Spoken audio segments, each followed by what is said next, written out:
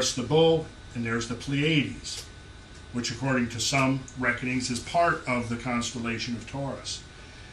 This means that this was a recognized constellation associated with the Bull 14,500 BC. That's 16,500 years ago.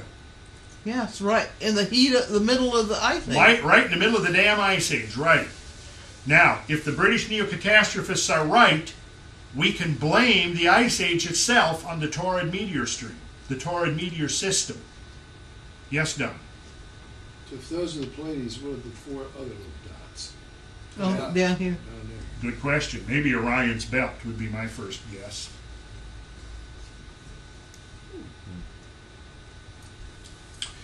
And here is a table showing all of the so far identified meteor streams, active comets, asteroids that are part of the Taurid system. These are impactors on the Earth or Moon, the boulder flux of 1971 through 1977, the boulder swarm of 75, that's the one that I told you about, the Tunguska object of 1908, and the Bruno object of 1178. Now that is an interesting story. You had a group of 5 or 6 monks sitting at Canterbury, and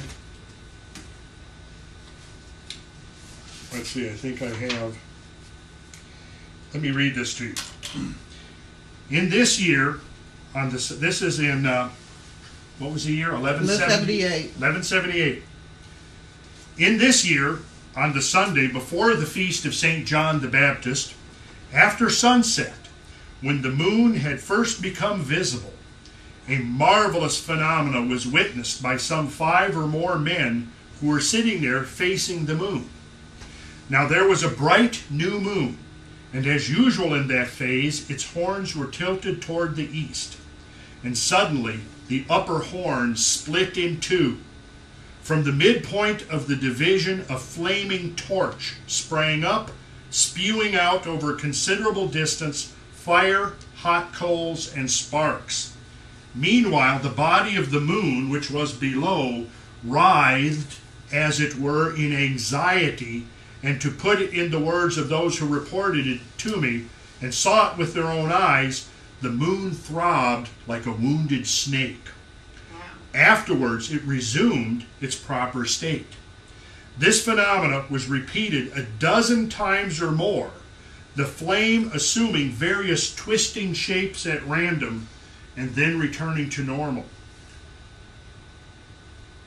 Then, after these transformations, the moon, from horn to horn, that is, along its whole length, took on a blackish appearance. The present writer was given this report by men who saw it with their own eyes and are prepared to stake their honor on an oath that they have made no addition or falsification in the above narrative. This curious report is written in the chronicles of the medieval monk known as Gervase of Canterbury. The year of the event was AD 1178, and the date, 18th of June, on the so-called Julian calendar, converts to the evening of June 25th on the modern Gregorian one. If real, it is clear that some extraordinary event on the moon is being described, and the meteorite expert Hartung proposed that what was observed and recorded 800 years ago was the impact of a body on the moon. The flame was the writhing of incandescent gases, or of sunlight reflecting from the dust thrown out of the crater. The blackish appearance of the moon along its whole length was a temporary suspension of dust buoyed up by a transient atmosphere. So the question is, what goes on, Hartung deduced that if there was a crater, it would be at least 7 miles in diameter, possess bright rays extending from it for at least 70 miles, and would lie between 30 and 60 degrees north. So when him and his colleagues looked to that part of the moon, what do you suppose they found? A bright, young, fresh crater had already been identified and named after the great scholar and mystic Giordano Bruno, who, as you recall, was burned at the stake. As it happens, the crater with the predicted characteristics exists. There is a crater named after the 17th century heretic Giordano Bruno. It is 13 miles in diameter. and is distinguished by its remarkable brightness and by the brilliant system of rays which extend several hundred miles out from it. Such rays are not uncommon around lunar craters. They are formed by the debris thrown far from beyond the crater rim. So, how big was an object that could create a crater 13 miles in diameter? Well, let's see. Does it say there? 100 meters. No, that was Kandutsky. The Bruno object, a few kilometers. So more than a mile wide. Yeah, more than a mile wide. Now, pause for a minute, folks. The Earth is 80 times more susceptible to being impacted than the Moon. Because it's so big and it's gravitational. Yes, yes. Yet here, 800 years ago, it appears that the Moon got struck Big by time. a member of the Taurid system, enough to create a hole 13 miles in diameter. What if this had happened on Earth 800 years ago? Ouch. I think it would have drastically affected history, depending on where it fell. If it fell in the ocean, that would create enormous tidal waves, hundreds and hundreds of feet high, that would strike the coastlines of all coastlines on that ocean where it fell. If it fell on land, it could induce a dark ages that would have lasted for several centuries. But there is the census of the things that are now associated with this Taurid system. Yes, Doug? That Bruno object, is there any possibility that that could have affected the orbit of the Moon in any way? Well, as it turns out, the Moon is vibrating, rocking back and forth 15 meters from one to the other with a period of 3 years, which Hartung calculated once he had the size of the crater, the presumed size of the impactor, the direction, the energy that it released. He realized that mathematically you could predict how much the Moon should be rocking. And he predicted it should be 5 to 10 meters with a period of 3 years. When they, from laser ranging on the Moon, because we've got laser receptors placed on the Moon, scientists have been able to measure with extreme accuracy the orbit of the Moon, and it is rocking back and forth 15 meters, and it does it on a period of 3 years, which is exactly what Hartung predicted based upon this. So it hasn't affected the orbit of the Moon. It wasn't big enough to do that, but it has set the Moon to rocking, and is still rocking, and will continue to rock for another 10,000 years. Yeah. Now see, this is just by a stroke of sheer luck that it was the Moon and not the Earth. Now, how many times do objects like that zip by space we're only now just beginning to comprehend? However, when you begin to read the ancient literature and the oral tales and the rituals and ceremonies that have come down to us, then you begin to appreciate the fact that this was a much bigger concern to ancient people than it has been to modern people. And I'm going to skip on here so we can... An important implication of this picture is that the smaller Tunguska-like fragments of comets will be concentrated in clusters or swarms. I'm skipping over all of the evidence for that, but for those of you who want to look into this further, I'm going to make this disc available so that you can read through it at your leisure and even go to the sources of this stuff if you'd like. But the implications or conclusions were that Tunguska objects are out there not just coming in random, but they're clustered. And they have assembled an impressive body of evidence suggesting that there have been episodes in human history where we have undergone periods of concentrated bombardment from these clusters of Tunguska-type objects. And why they have not been recognized up till this point is, again, because they don't leave the big holes in the ground. You see? And you've got about 20 minutes if you want to say something about Halloween stuff. Oh, we're getting close. Okay. In fact, well, I mean, if you've been following the argument, Yeah, you know, yeah, you know it's that we're yeah. Okay, so here, this is the radiant point, and what we've got here, showing this is the radiant center of the Taurids, and this is the Tunguska object. So they came from almost exactly the same place in space. How did they reconstruct the Tunguska origin? Just by eyewitnesses? Eyewitnesses. I was Johnny Appleseed. What? We can't get into that now. Oh, That's for okay. a future. Okay, so let's get this back to, since this is about Halloween. This is directly out of Freemasonry, but I won't get into what that's about. But it's very germane to what we're talking about. Okay. Rabbi Moses ben Nachman, a Jew living in Spain, this is an old Jewish legend. He wrote of God taking 2 stars from Kima. Now, what is the name?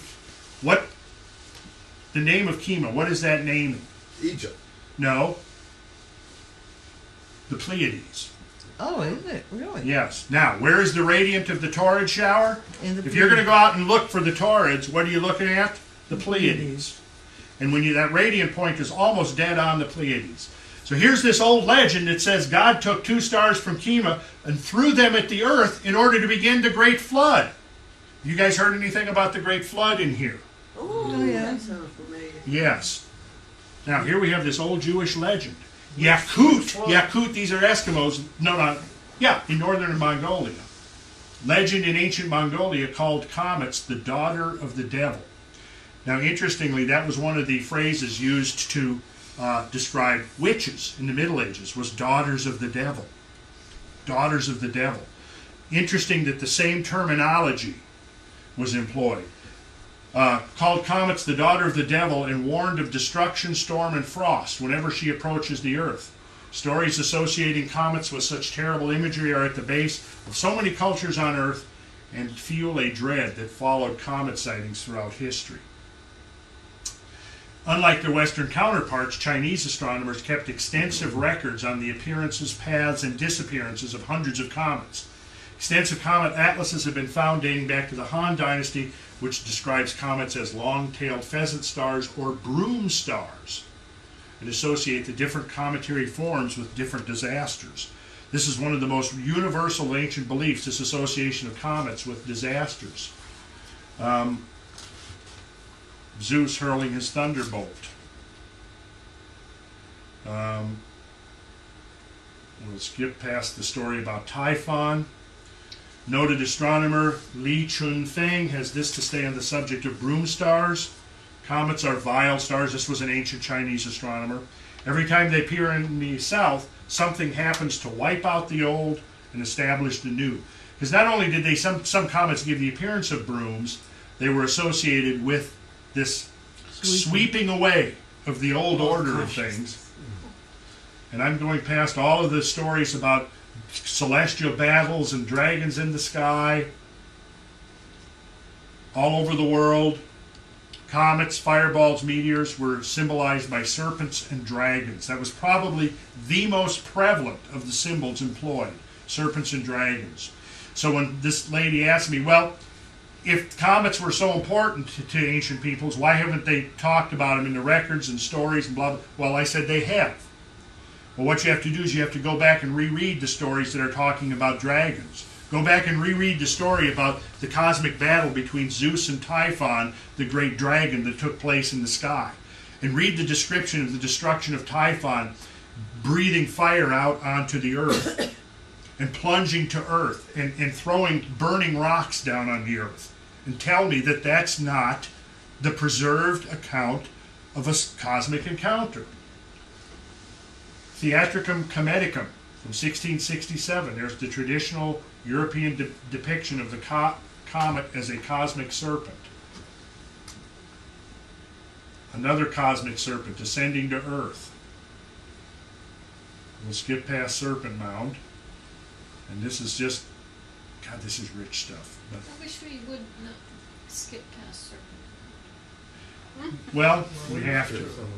Been there to see it. Because we're not going to be here all night. Well,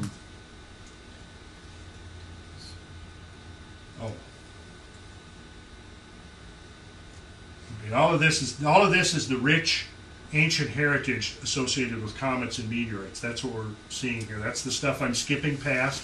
Look, the depiction of comets as swords, as knives, etc. Now let me get, okay, here we go.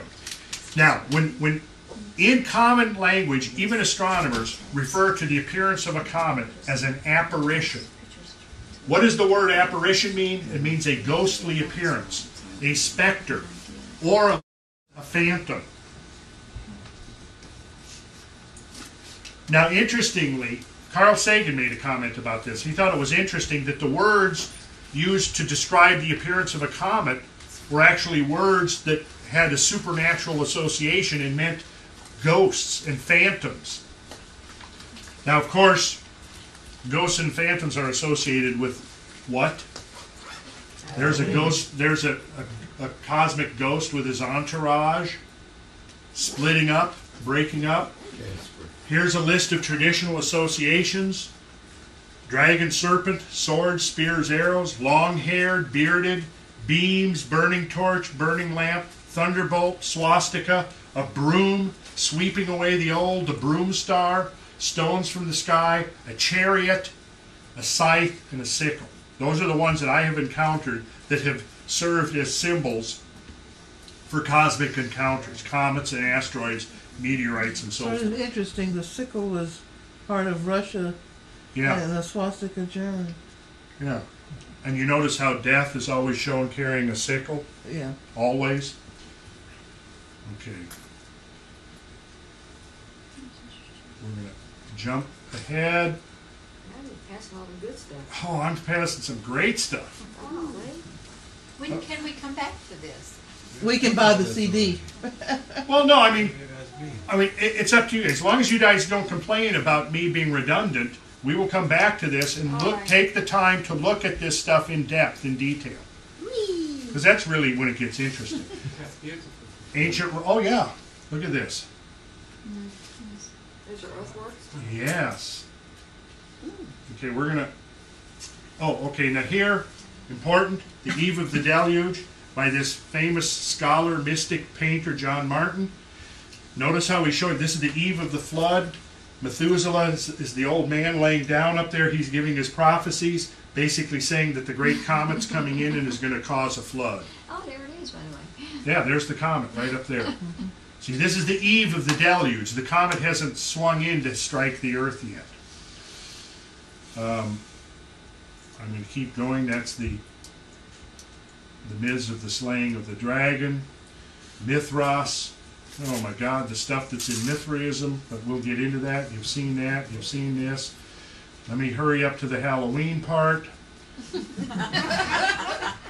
Well, because now what I've tried to do is jump through this stuff, just hitting the stuff that lays the groundwork for understanding the Festival of the Dead, The dead. the cosmic origin of Halloween. Hopefully I can get through this in 15 minutes. Here's the story of Robert Grant Halliburton, who back in 1868 was the first man who wrote and realized this. This is his story. It'll take a few minutes to go through this, but this is significant. Having had rather unexpectedly to visit England in 1859, I thought it advisable to prepare a brief paper for the Society of Antiquaries in London, and accordingly selected customs connected with All Souls' Day as a subject. On outlining it in England, it was apparent that the coincidences in the observance of this festival by different nations were much more striking than I had supposed. But a new and most startling fact was discovered when I came to read over the paper I had prepared. Rivero had remarked that it was singular that the Festival of the Dead amongst the ancient Peruvians was celebrated as the same day by the Spaniards, that is, All Souls' Day, November 2nd. I had also considered this merely as a curious coincidence, but it was apparent on reading over the results of my investigations that the festival was generally observed in November, south as well as north of the equator. A fact so remarkable that it was evident that whatever could be the cause, it must be something hitherto unknown. So from 1859 until the present year, all the leisure that could be spared from public and private engagements has been devoted to the inquiry. It was evident that the uniformity could not have been caused or preserved by any calendar now known to us, and that the festival must originally have been regulated by some visible sign or mark that nature had supplied to our ancestors and the Peruvians. Of course, he goes on, and he discovers that in European calendars, the last day of October, which is today, and the first and second days of November are designated as the festivals of All Halloween, All Saints, and All Souls. Though they have hitherto never attracted any special attention and have not been supposed to have been connected with each other, they originally constituted but one commemoration of 3 days' duration, known amongst all nations as the Festival of the Dead, or the Feast of the Ancestors. And it is now, or was formerly observed at or near the beginning of November by the Peruvians, the Hindus, the Pacific Islanders, the people of the Tonga Islands, the Australians, the ancient Peruvians, the ancient Egyptians, and the northern nations of Europe, and continued for 3 days among the Japanese, the Hindus, the Australians, the ancient Romans, and the ancient Egyptians. The startling fact that this feast was celebrated among the ancient Peruvians at the same period and on the same day that Christians solemnized the commemoration of the dead at once drew my attention to the question: how was this uniformity in the time of observance preserved, not only in far distant quarters of the globe, but also through the vast lapse of time since the perversion and the Indo-European first inherited this primeval festival from a common source? So here this should be an indication that what we commemorate today as Halloween has a very ancient origin and is not attributable solely to the Celts, who, by the way, of course, is where we generally attribute Samhain or Halloween, was their festival of the dead. Now here is key connection right here, right here. A remarkable fact, however, was incidentally forced upon my attention: that the memory of the deluge was by the Mexicans, the Egyptians, and the Jews associated with the same time of the year, and by the latter two nations as well as in Greece. And with that day I had found some very peculiar superstitions connected in the Pacific Islands as well as among most ancient nations, among the Aztecs as well as the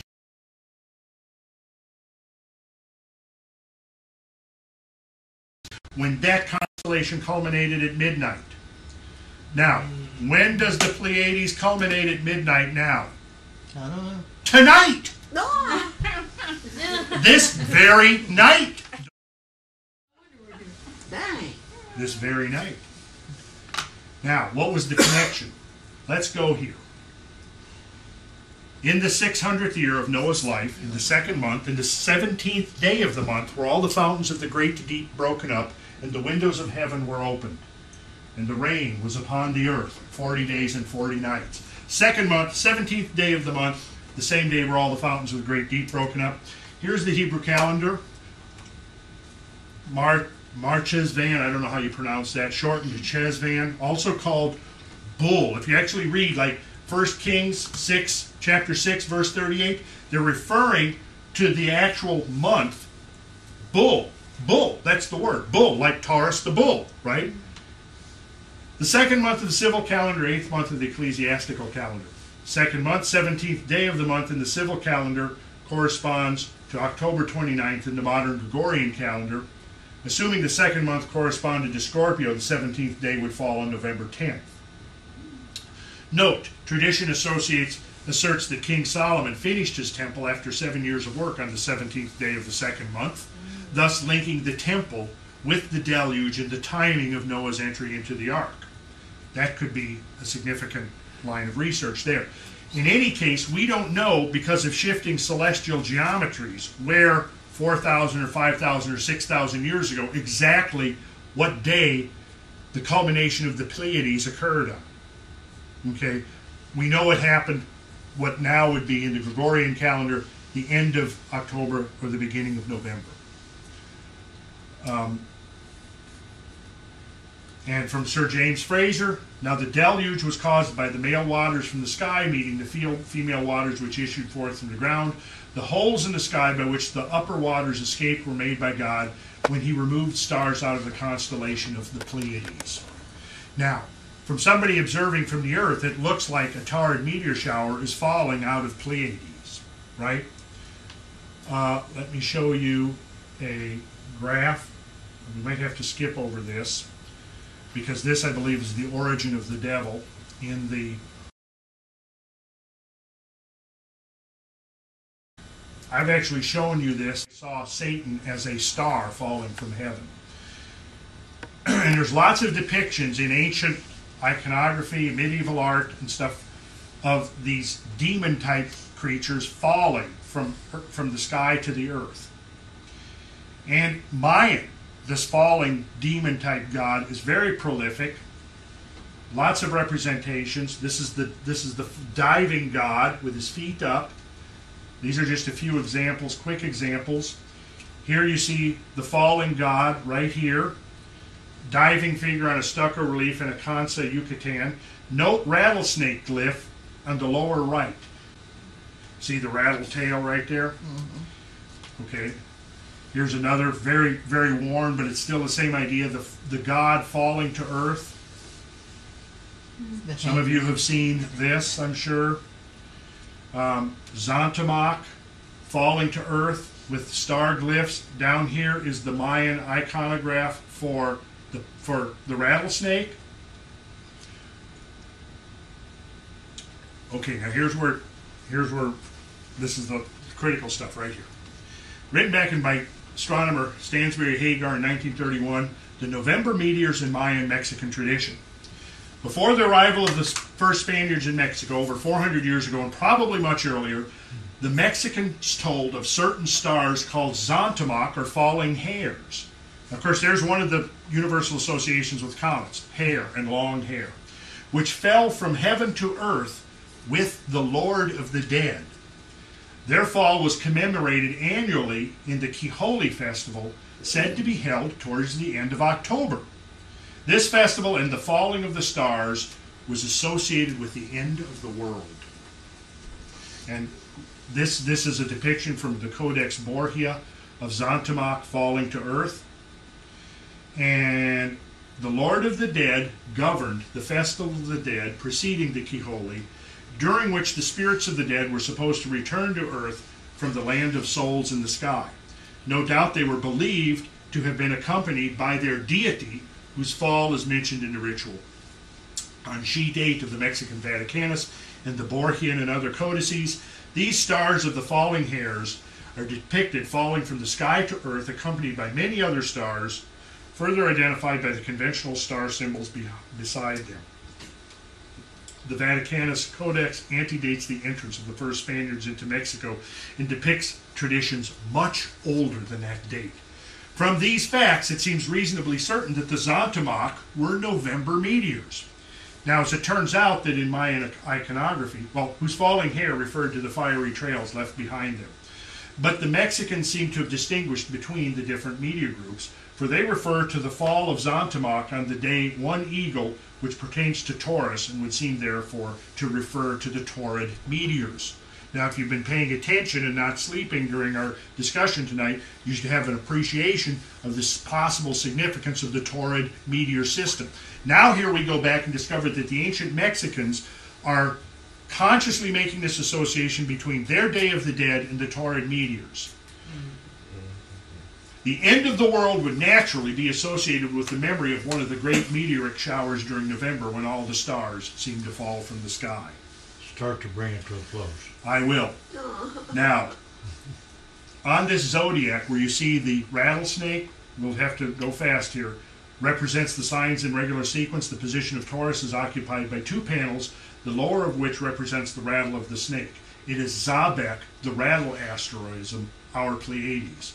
So wherever in the Mayan iconography you see the rattlesnake depicted, that was their symbol for the Pleiades. And this is an analysis of the Hebrew word. The Great Deluge is Mabul, comes from the word bull. Bull. See?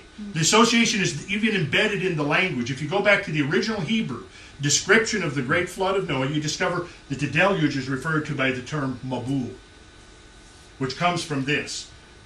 Produced of the earth, produced in the sense of rain.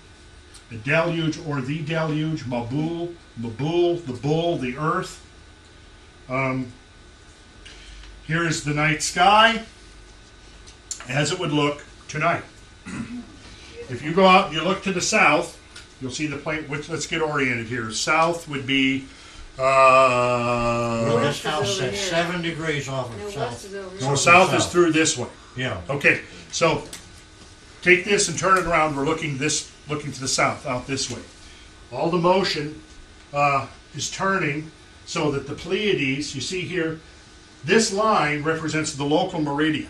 What that is if we drew a line in space going from the North Pole to the South Pole and it passed over our head, that would be this green line, the local meridian. At midnight, the Pleiades culminates and crosses the local meridian at midnight on Halloween. Okay? And here, and you see here's the Pleiades and here's Taurus right here done in yellow. Now here shows the Taurid radiant, the Taurid meteor stream with its radiant almost dead on the Pleiades. So, if what the British neocatastrophists say is true, that what is presently the Taurid system is just a diffuse remnant of what was once a much more vigorous, active stream that encountered the Earth on a regular basis and was probably witnessed and experienced by ancient peoples and associated with the destruction of the world, now you can begin to see the connection between this particular astronomical event and this date. On this date, all over the ancient world, people celebrated the Day of the Dead. The most likely explanation is that Earth has had repeated encounters with the Taurid meteor system, and people naturally associated this with a great destruction.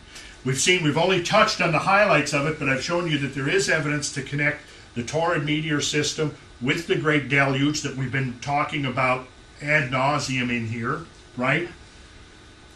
And here, I've shown you that even in the biblical account, the dating that's given of the flood of Noah is within a 2-week period that could coincide exactly with the Taurid, with the peak of the Taurid system, the Taurid meteor stream.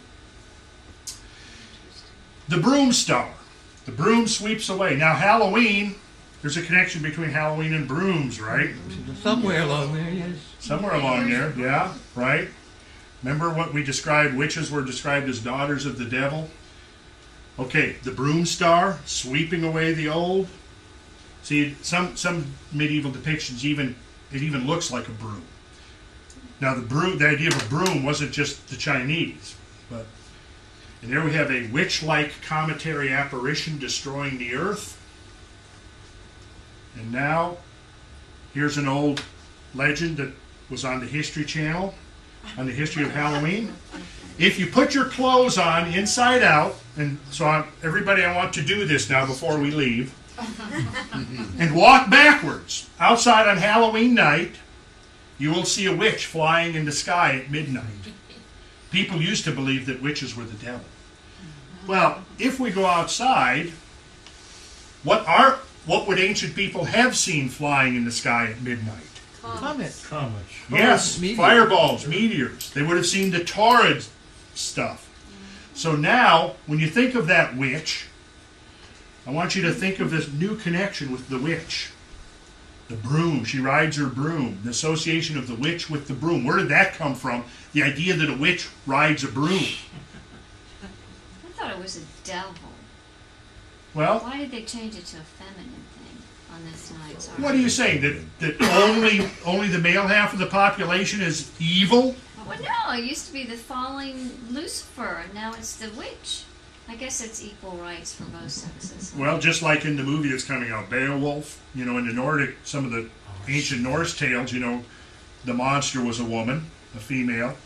Tiamat, when Zeus fought, Enki fought Tiamat. Tiamat was a great dragon, but she was depicted as a female dragon. And probably the idea comes because of a dragon having offspring, just like a comet breaking up and essentially creating offspring. See, Halley's Comet. What does that suggest to you? It's pretty. Associated with Halloween, perhaps a ghost. Yeah. So, what we're getting at here is you see that Halloween was celebrated, what we call Halloween. There was a Day of the Dead or Festival of the Dead celebrated all over the ancient world. It appears, certainly in the case of the Mayans, to be very explicitly associated with the Taurid meteor shower, the culmination of the Pleiades at midnight. I skipped over a lot of the stuff taken right out of the Bible that shows the whole legend of the Lucifer falling to earth is almost exactly the same as the Mayan legend of Zantamok falling to the earth. And the Pleiadian connection is also very overt too, if you know where to look for it. And so, what this brings us to is another confirmation that, as has been said, the ancient knowledge is everywhere about us in everyday use. We just, as a rule, don't look beyond the surface of the things that people do habitually all the time without thinking about, why do people do this? Why do kids every year dress up, supposedly, I mean mostly as ghosts and witches and werewolves and goblins and all of this? In the original version of it, remember, the idea is that the souls of the dead come back to cavort on earth on the eve of the deluge. That's what this is. Halloween was the eve of the Great Flood, the eve of the event that destroyed the last world. In the original context, one could theorize, and I think very plausibly, that in the original concept, it was the souls of all of those who inhabited the antediluvian world that come out to dance and cavort around on the annual eve of that event to remind the survivors. To remind this, and to serve as a perpetual reminder for many generations. Assuming, of course, that the original meaning wasn't lost or couldn't be recovered. So there was a lot, as you can see, we skipped through a lot of material. But that's basically all of the supporting evidence that I think creates a very convincing picture that this thing that we're doing now, hopefully from now on, when you go out and you think this, you go, okay, there's more to this than meets the eye. There's also a whole story which I haven't put together yet on the cosmic origins of Christmas. But whether I'll have that together by Christmas remains to be seen. But in the meantime, what I hope you got is some new insight into the Day of the Dead. That was wonderful. Thank you.